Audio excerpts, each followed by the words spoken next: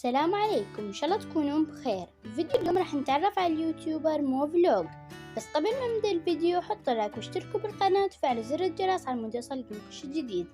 يلا نبدأ الفيديو. عن مو فلوج اسمه الحقيقي هو محمد إسماعيل برقداري، مولود بتاريخ 8 مارس 1995 وعمره الآن 28 سنة، وانولد مو بإمارة دبي بالإمارات العربية المتحدة.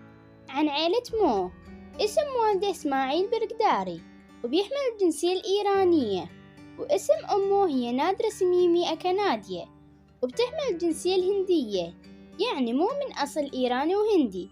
وأبوه وأمه منفصلين من كان عمره 15 سنة، وأبوه تزوج وحدة ثانية وأنجب منها، ومو ما بيشوف أبوه وما بيتواصل معه، وما شرح مو سبب الانفصال. ومو إلى أخت اسمها باريسا برقداري، واللي معروفة بالسوشيال ميديا باسم لانا روز.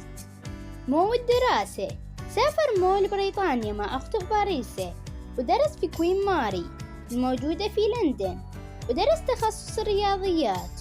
وبعد ما أنهى العلم رجع لدبي سنة 2013، ومو عايش في دبي لحد الآن. فريق مو، اعتمد مو على تشكيل فريق في قناته مثل نور ستارز ونارين بيوتي، وأكثر يوتيوبر بيصوروا معه في هاي الفترة هم بيسان إسماعيل وأنس الشايب وأحمد النشيط وبيكو وأخته باريسا. عن دخل مو، بيمتلك مو عدد كبير من السيارات الحديثة مثل روز راز وفيراري ورانج روفر ولامبرغيني، وعنده فيلا كبيرة عايش فيها هو وأخته وأمه. عن اليوتيوب، بدأ من اليوتيوب بمحتوى الألعاب، وبعدها حول لمحتوى الفلوجات عن حياته وسياراته، ومن هاي اللحظة أخذ مو شغلة كبيرة وواسعة، وعندها 4 قنوات.